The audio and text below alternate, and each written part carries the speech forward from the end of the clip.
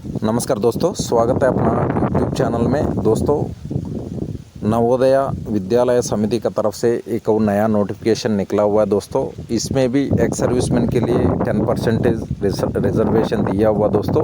और ये non teaching का पोस्ट है।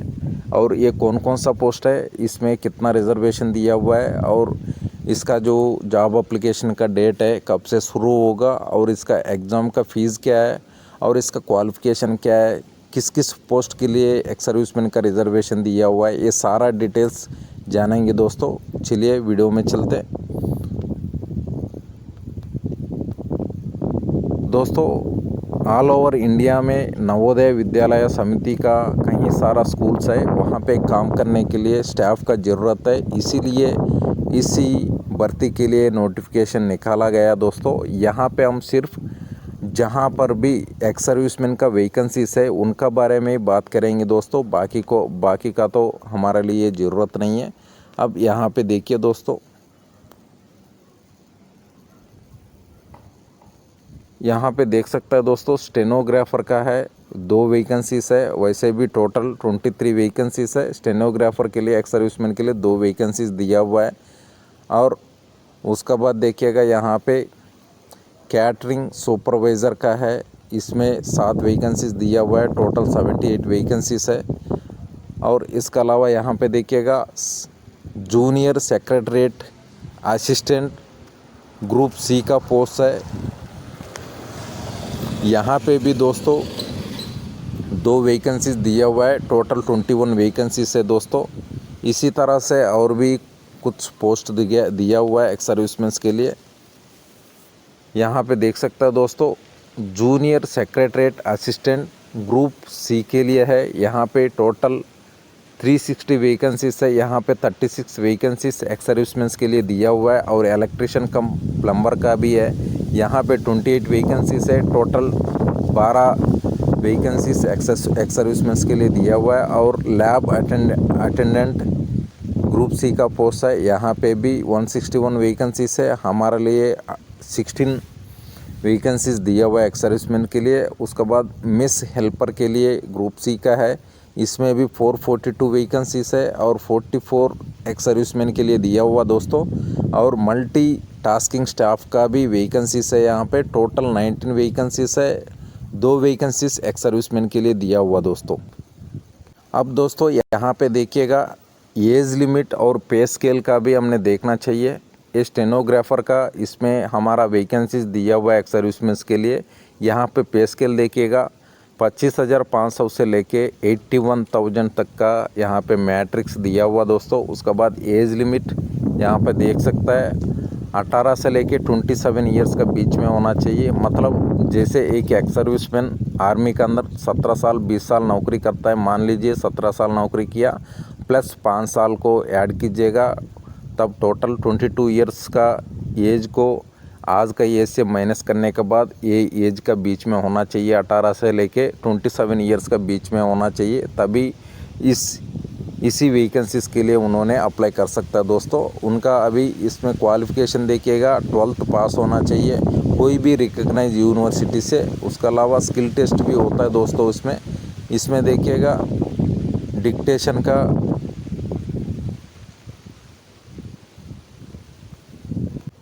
यहाँ पे देख सकते हैं दोस्तों, डिक्टेशन का और ट्रांसक्रिप्शन का भी यहाँ पे टेस्ट होता है दोस्तों। उसके बाद कंप्यूटर ऑपरेटर का देखिएगा, यहाँ पे पे स्केल देखिएगा, 25,500 से लेके 81,000 तक का ये मैट्रिक्स दिया हुआ है। और एज लिमिट देखिएगा, यहाँ पे 18 से लेके 30 साल का बीच में होना चाहिए। जैसे मैंने रिलैक्सेशन के बारे में बताया एक्स सर्विसमैन का, उसी हिसाब से होना चाहिए दोस्तों। अपना सर्विस प्लस 5 ईयर्स को टोटल करके उसके बाद यहाँ आज का जो एज है उसमें से माइनस करने के बाद 18 से लेके 30 साल का बीच में उनका एज होना चाहिए। और एसेंशियल क्वालिफ़िकेशन का देखिएगा, यहाँ पे BCA BSc कंप्यूटर साइंस होना चाहिए। और कोई भी रिकग्नाइज्ड यूनिवर्सिटी से इन्होंने पास होना चाहिए। और BE नहीं है तो BE BTech का कंप्यूटर साइंस इनका होना चाहिए दोस्तों। उसके बाद यहाँ पे देखिएगा, कैटरिंग सुपरवाइज़र का वैकेंसीज पे हम आ गया। यहाँ पे भी देखिएगा, पॉइंट H पे यहाँ पे भी पे स्केल का देखिएगा दोस्तों 25,500 से लेके 81,000 तक का इनका पे स्केल मैट्रिक्स है। और अपर एज लिमिट देखिएगा 35 ईयर्स का अंदर अंदर होना चाहिए दोस्तों।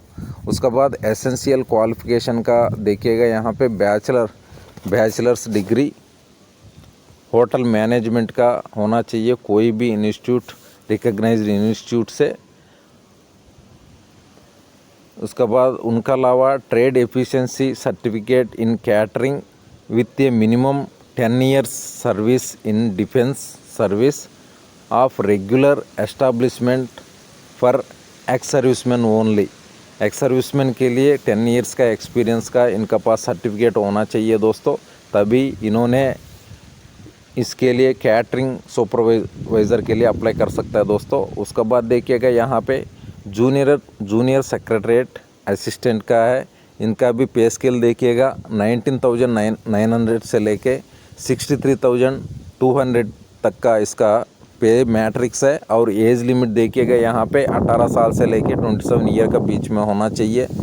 जैसे हमारा जो सर्विस प्लस 5 ईयर्स को प्लस करने के बाद उसका बाद जो एज से माइनस करता है, माइनस करने के बाद 18 से लेकर 27 ईयर्स का बीच में होना चाहिए। और क्वालिफ़िकेशन देखिएगा सीनियर सेकेंडरी सर्टिफिकेट 12th का होना चाहिए कोई भी रिकग्नाइज्ड बोर्ड से।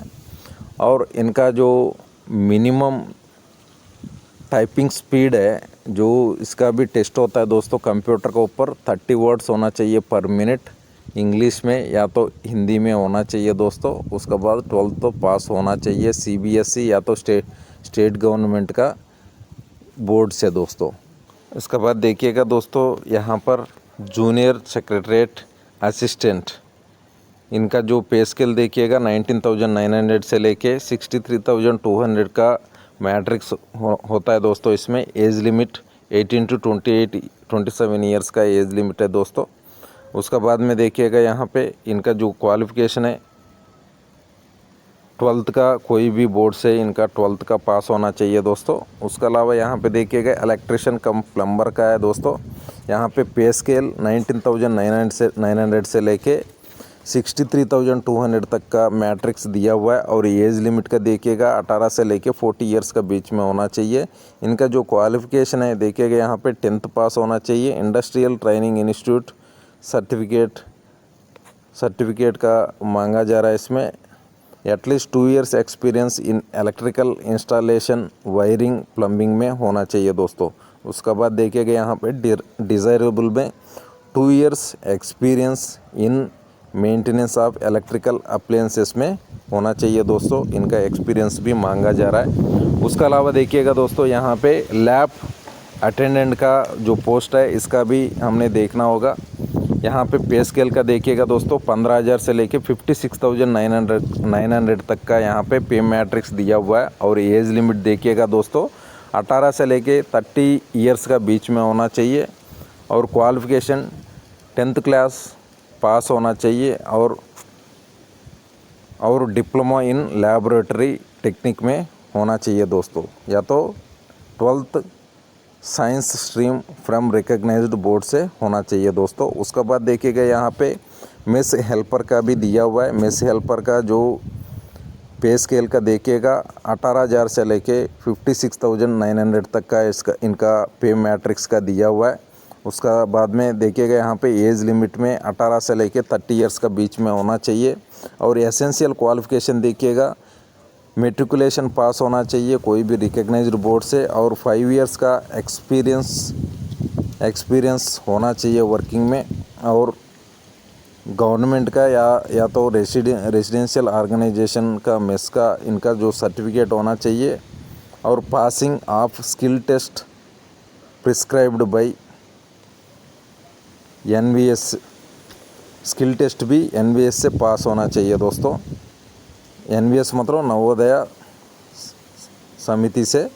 उसके बाद देखिए दोस्तों यहाँ पे मल्टीटास्किंग स्टाफ पे आ गए हमने। मल्टीटास्किंग स्टाफ यहाँ पे देखिएगा, यहाँ पे इनका पे स्केल है 18,000 से लेके 56,900 तक का है इनका मैट्रिक्स। और एज लिमिट देखिएगा 18 to 30 ईयर्स तक का है। और इनका क्वालिफ़िकेशन 10th कोई भी रिकग्नाइज्ड बोर्ड से क्वालिफाई होना चाहिए 10th का।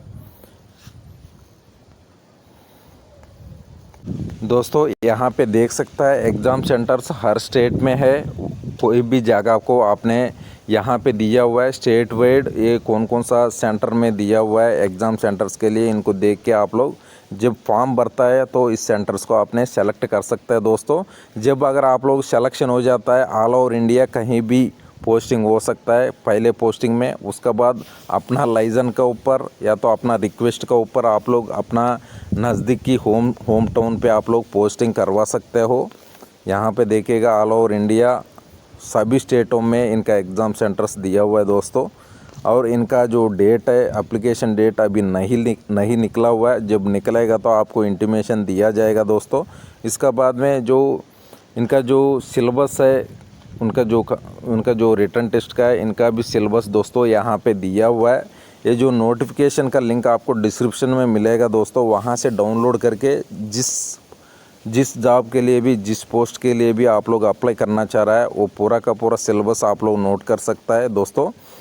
यहाँ पे जो भी अपना एक्स सर्विसमैन के लिए दिया हुआ है उन्होंने ज़रूर जिस पोस्ट के लिए भी अप्लाई कर रहा है उन्होंने उसका सिलेबस नोट कीजिएगा और उसका तैयारी कीजिएगा। बहुत ही अच्छा है ये जो नॉन टीचिंग पोस्ट है नवोदय समिति का, ये बहुत ही अच्छा है और इनका जो पेमेंट भी है बहुत ही अच्छा सा दिया हुआ है दोस्तों। और परमानेंट जॉब से आप लोग कोई डाउट रखने का ज़रूरत नहीं है, पूरी तरफ से कोशिश कीजिएगा।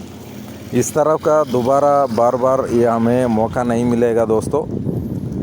और ये पूरे का पूरा ऑनलाइन मोड में अप्लाई करना होगा हमने, इस बात को ध्यान रखिएगा। और इसका जो एप्लीकेशन फ़ीस यहाँ पे देखिएगा दोस्तों, यहाँ पे जो नर्स का भी इनका वैकेंसीज निकला हुआ था, वहाँ पर अपना एक्स सर्विसमैन के लिए कोई भी कोटा नहीं था। नर्स के लिए यहाँ पे देखिएगा फ़ीस में जो नॉन रिजर्वेशन का है इनका देख सकते हैं आपने, एप्लीकेशन फ़ीस 1000 रुपये और प्रोसेसिंग फ़ीस 500 रुपये, टोटल 1500 रुपये का है। और बाकी जो नॉन टीचिंग पोस्ट है जितना भी है, जो असिस्टेंट है और इसका जो कैंटीन सुपरवाइज़र है और उसके बाद प्लम्बर है, लैब असिस्टेंट है, मल्टीटास्किंग स्टाफ है, इस तरफ का जितना भी है बाकियों का एप्लीकेशन फ़ीस 500 है और प्रोसेसिंग फ़ीस 500 है और टोटल 1000 है। और उसके अलावा यहाँ पे SC ST PWD के लिए एप्लीकेशन फ़ीस नील है और प्रोसेसिंग फ़ीस 500 है, टोटल 500 रुपये का फ़ीस पे करना पड़ेगा दोस्तों इसमें। अभी यह है दोस्तों आज का वीडियो, अच्छा लगा तो ज़रूर लाइक शेयर एंड सब्सक्राइब कीजिएगा। और जाने से पहले अपना चैनल को सब्सक्राइब करके घंटी का बटन ज़रूर दबाइएगा और ऑल कीजिएगा, तब आपको कोई भी नोटिफिकेशन आएगा सबसे पहले आपको मिलने का होता है। यह है दोस्तों आज का वीडियो, फिर मिलेंगे दूसरा वीडियो में। जय हिंद जय भारत।